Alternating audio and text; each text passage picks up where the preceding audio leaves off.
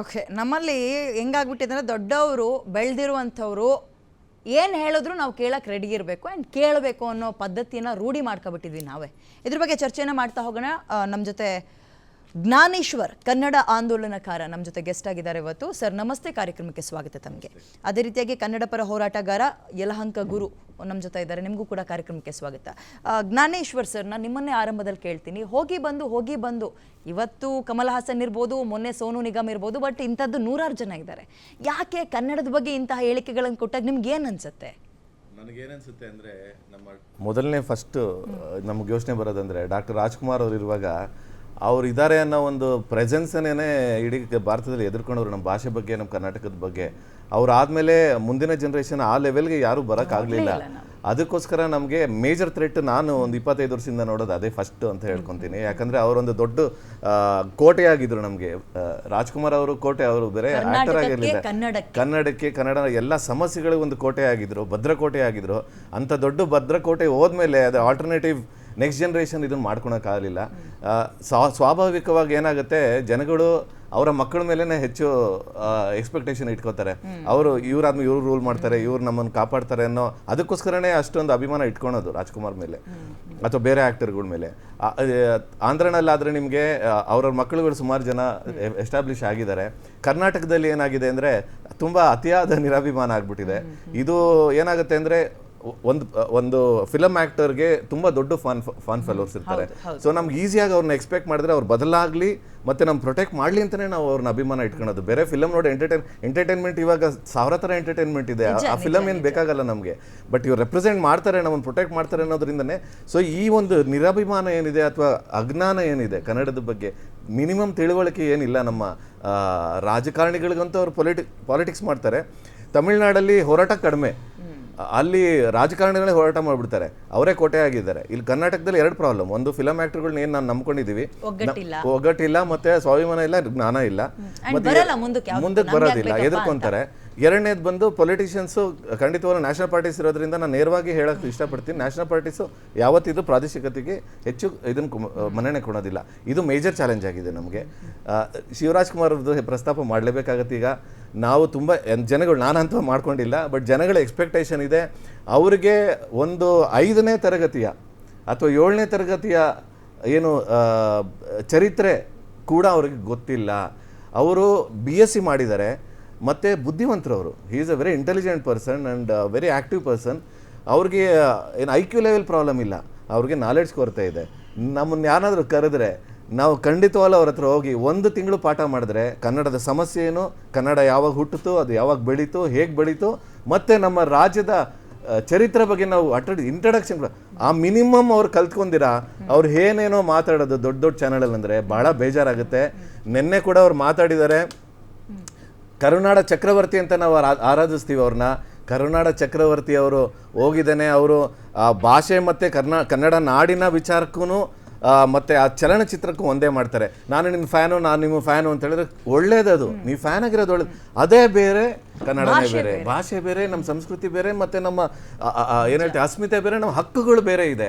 ನೀವು ಹಕ್ಕುಗಳ ಬಗ್ಗೆ ತಿಳ್ಕೊಳ್ಳಿ, ಸುಮ್ಮನೆ ಏನೇನೋ ಮಾತಾಡ್ಬಿಡಿ ದಯವಿಟ್ಟು. You represent our Karnataka in a very big way across India. ಮುಂಚೆ ಪ್ಯಾನ್ ಇಂಡಿಯಾ ಅಂತ ಇರಲಿಲ್ಲ, ಇವಾಗ ಅವ್ರು ಪ್ಯಾನ್ ಇಂಡಿಯಾ ಸ್ಟಾರ್ ಆಗಿದ್ದಾರೆ. ಬೇರೆ ಒಂದು ಚಿಕ್ಕ ಒಂದು ಪಾತ್ರ ಮಾಡಿ ಪ್ಯಾನ್ ಇಂಡಿಯಾ ಆಗಿದ್ದಾರೆ. ಸೊ ಅವರೆಲ್ಲ ನಮ್ಮ ರೆಪ್ರೆಸೆಂಟೇಷನ್ ಆಗಿರೋದ್ರಿಂದ ನಮ್ಮ ಎಕ್ಸ್ಪೆಕ್ಟೇಷನ್ ಆಬ್ವಿಯಸ್ಲಿ ಇರುತ್ತೆ. ಅದು ನಿಜ, ಅಸಮಾಧಾನಗೊಂಡಿರೋ ಯಾರು ಏನು ಹೇಳ್ತೀವಿ ಹೆಡ್ ಮೇಡಮು ಮತ್ತು ಪ್ರಿನ್ಸಿಪಲ್ಗಳನ್ನ ಯಾರು ಜನಗಳು ಫಾಲೋ ಮಾಡಲ್ಲ. ಅದು ನಮ್ಮ ದುರಾದೃಷ್ಟ.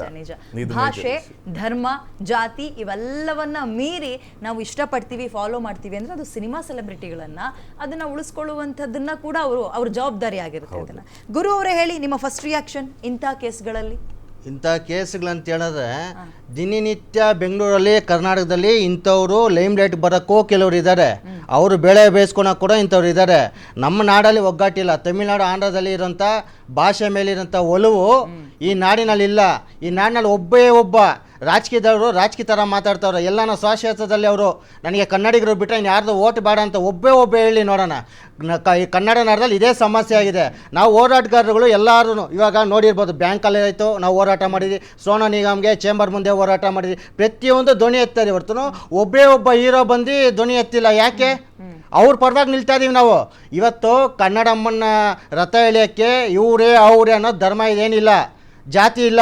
ಕನ್ನಡಮ್ಮನ ಎಲ್ಲರೂ ಮಕ್ಕಳೇ, ನಾವು ಯಾರು ಬೇಕಾದ್ರೂ ರಥ ಎಳಿಬೋದು. ಇನ್ನೊಂದು, ಯಾರಿಗೂ ನಾವು ದತ್ಗಾಗಲಿ ಯಾರಿಗೂ ನಾವು ಲೀಸ್ಗೆ ಹಾಕ್ಕೊಟ್ಟಿಲ್ಲ ಕನ್ನಡಮ್ಮನ. ಈ ಕರ್ನಾಟಕನ ಯಾರಿಗೂ ಯಾವುದೋ ಹೀರೋಗೂ ನಾವು ಬೆಂಬಲ ಕೊಡೋದೇನಿಲ್ಲ. ಇಲ್ಲಿ 100 ಜನ ಹೀರೋಗಳು, ನಾನು ಕೂಡ ಬೆಳಗ್ಗೆ ಒಂದು 2 ಕೋಟಿ ರೂಪಾಯಿ ಹಾಕಿದ್ರೆ ನಾನು ಹೀರೋ ಆಗ್ಬೋದು. ಆದರೆ ಒಬ್ಬ ಹೋರಾಟಗಾರನಾಗಿ ಆಗೋಕ್ಕೆ, ಒಬ್ಬ ಕನ್ನಡ ಅಭಿಮಾನ ಆಗೋಕ್ಕೆ ಅದಕ್ಕಾದಂಥ ಸಿದ್ಧಾಂತಗಳಿದೆ, ಒಂದು ಇದಿದೆ, ಖುಷಿ ಆಗುತ್ತೆ. ಅದೇ ರೀತಿ ಯಾವ ಹೀರೋಗಳು ಬಂದಿಲ್ಲ. ನಾನು ನೇರವಾಗಿ ಎಚ್ಚರಿಕೆ ಕೊಡ್ತೀನಿ, ಶಿವರಾಜ್ ಕುಮಾರ್ ಆಗಿರ್ಬೋದು, ಅವ್ರ ತಂದೆ ಇವತ್ತು ಸಹ ಅಲ್ಲಿ ತಮಿಳ್ನಾಡಿಗೆ ಹೋದಾಗ ಸಹ ಕನ್ನಡದಲ್ಲಿ ಭಾಷಣ ಮಾಡಿದ ಉದಾಹರಣೆಗಳಿದೆ. ಗೋಕಾಕ್ ಚಳುವಳಿ ಇಂಥ ಸಾಕಷ್ಟು ನಾವು ರಾಜ್ಕುಮಾರ್ನ ನಾವು ಕಲ್ತಿದ್ದೀವಿ. ಅವ್ರನ್ನ ನೋಡಿ ನಾವು ಕಲ್ತಿದ ಮೇಲೆ ಯಾಕೆ ಅವ್ರ ಮಗ ಕಲ್ತಿಲ್ಲ ನಾನು ಕೇಳೋಕ್ಕೆ ಪ್ರಶ್ನೆ ಮಾಡ್ತೀನಿ. ಮೊನ್ನೆ ಮಾತಾಡ್ಬೇಕು ಎದ್ದು ಹೋಗಿ ಕಪಾಲ ಕೇಳಿ ಹೊಡೆದಿದ್ರೆ ರಾಜ್ಕುಮಾರ್ನ ನಾವು ಶಿವರಾಜ್ ಕುಮಾರ್ ಅವ್ರ ಮಗದಲ್ಲಿ ನೋಡ್ಬೋದಾಯ್ತು. ಇವತ್ತು ನಾವು ನೋಡಿಲ್ಲ, ಸುಮ್ಮನೆ ಇದ್ದಾರೆ. ಇಡೀ ರಾಜ್ಯಾದ್ಯಂತ ನಾನು ಕೂಡ ಶಿವರಾಜ್ ಕುಮಾರ್ ಅಭಿಮಾನಿಗಳೇ, ದರ್ಶನ್ ಅಭಿಮಾನಿ, ನಾವು ಪ್ರತಿಯೊಬ್ಬರೂ ಎಲ್ಲಾನು ಕಲಾಭಿಮಾನ ನಾವು ಇಷ್ಟ ಬೀಳ್ತೀವಿ. ಕಲಾಭಿಮಾನಿಗಳಿಂದ ನಮಗೇನು ಉತ್ತರ ಬರ್ತಿದೆ? ಕನ್ನಡಿಗರಲ್ಲಿ ಕರ್ನಾಟಕದಲ್ಲಿ ಏನು ಹೋರಾಟಗಾರರು ಧ್ವನಿ ಎತ್ತೋದು ಬಿಟ್ಟರೆ ಎಲ್ಲಿ ಮಲಗಿದ್ದಾರ? ಮೊನ್ನೆ ತಮ್ಮಣ್ಣ ಕೊಟ್ಟಿದ್ದಾರೆ 6 ಕೋಟಿ ರೂಪಾಯಿ ಇದು ಮಾಡೋರು. ಯಾಕೆ ಅವತ್ತು ಯಾವೊಬ್ಬ ಹೀರೋ ಆಗಲಿ ಹೀರೋಯಿನ್ ಆಗಲಿ ಧ್ವನಿ ಎತ್ತಿಲ್ಲ? ಯಾಕೆ ಈ ನಾಡಿನಲ್ಲಿ ಯಾರು ಇಲ್ವಾ? ಸತ್ತು ಪ್ರಜೆಗಳಿದ್ದಂಗಿದ್ದಾರೆ. ಯಾವ ರಾಜಕೀಯದವರು ಮುಂದಕ್ಕೆ ಬರೋಲ್ಲ. ರಾಜಕೀಯದವ್ರಿಗೆ ಅವ್ರು ಓಟ್ ಬೇಕು. ಏನೋ ಕನ್ನಡ ಅಂತ ಹೇಳಿದ್ರೆ ಈ ಹಿಂದಿಗಳವ್ರು ಓಟ್ ಆಗುತ್ತೆ, ಸೇಟುಗಳು ಓಟ್ ಬರ್ತವೆ, ಅವ್ರದ್ದು ಓಟ್ ಆಗುತ್ತೆ ಅನ್ನೋ ಈ ಥರ ಇರೋ ದುರಾಭಿಮಾನಿಗಳಿಂದನೇ ನಮ್ಮ ಕನ್ನಡ ಈ ಪರಿಸ್ಥಿತಿ ಬಂದಿದೆ. ಇದು ನೀವು ನೋಡ್ಬೋದು. ಕಮಲಾಸನ್ ಅವನದೇ ತಮಿಳ್ನಾಡಲ್ಲಿ ರಾಜಕೀಯ ಪಕ್ಷದಲ್ಲಿ ಅವ್ನು ಮುಂದೆ ಬರೋಕ್ಕಾಗಿಲ್ಲ, ಗ್ರಾಮ ಪಂಚಾಯತಿಗೆ ಗೆಲ್ಲಕ್ಕಾಗಲ್ಲ. ಕಮಲಾಸನ ಕಾಮಿಡಿ ಹಾಸನ ಆತ ಏನು ಲೈಮ್ ಲೈಟ್ ಬರೋಕ್ಕೋಸ್ಕರ ಮೂಳೆ ಗುಂಪಾಗಿದ್ದಾನೆ ತಮಿಳ್ನಾಡಲ್ಲಿ. ಅವನಿಗೆ 3 ಕಾಸು ಬೆಲೆ ಇಲ್ಲ. ಕಮಲಾಸನ ಕಾಮಿಡಿ ಹಾಸನ ಪುಂಗಿ ಹಾಸನ ಆಗಿದ್ದಾನೆ. ಮೊನ್ನೆ ಇಲ್ಲಿ ಯಲಹಂಕ ಭಾಗಕ್ಕೆ ಬಂದಿದ್ದ, ಯಾವುದೋ ರೀತಿ ನಮಗೆ ನಮ್ಮ ಮಾಹಿತಿ ಗೊತ್ತಿ ಹೋಗೋಷ್ಟರಲ್ಲಿ ಅಲ್ಲಿಂದ ಹೋಗ್ಬಿಟ್ಟಿದ್ದ. ಇಲ್ಲ ಅಂದ್ರೆ ಅವತ್ತೇ ನಾವು ಗೇರವಾಗ್ತಾ ಇದ್ವಿ, ಕಪ್ಪು ಬಟ್ಟೆ ಪ್ರದರ್ಶನ ಮಾಡ್ತಾ ಇದ್ವಿ. ನೇರವಾಗಿ ಕೇಳ್ತೇನೆ ಕಮಲಾಸನ್, ನೀನು ತಮಿಳ್ನಾಡು ಕರ್ನಾಟಕ ಅನ್ನೋದು ಬಾಂಧವ್ಯ ಇತ್ತೀಚೆಗೆ ಕಮ್ಮಿ ಆಗಿದೆ. ನಮಗೆ ಏನಿದನು ಉತ್ತರ ಭಾರತೀಯರಿಂದ ನಮ್ಗೆ ಅಟ್ಟಾಸ ಜಾಸ್ತಿ. ಈಗೇನಾಗಿದೆ ಅಂದರೆ ಒಂದು ಜಾಸ್ತಿ ಈಗ ಆಂಧ್ರದವ್ರದ್ದು ತಮಿಳ್ನಾಡು ನಮ್ಮ ಸಮಸ್ಯೆ ಇಲ್ಲ. ಕಾವೇರಿ ಇದ್ದಾಗ ಸ್ವಲ್ಪ ಸಮಸ್ಯೆ ಆಗೋದು ಅಷ್ಟು ಬಿಟ್ಟರೆ ಯಾವುದೇ ರೀತಿ ಅವೆಲ್ಲ ಅನ್ಯೋನ್ಯವಾಗಿದ್ದಾರೆ.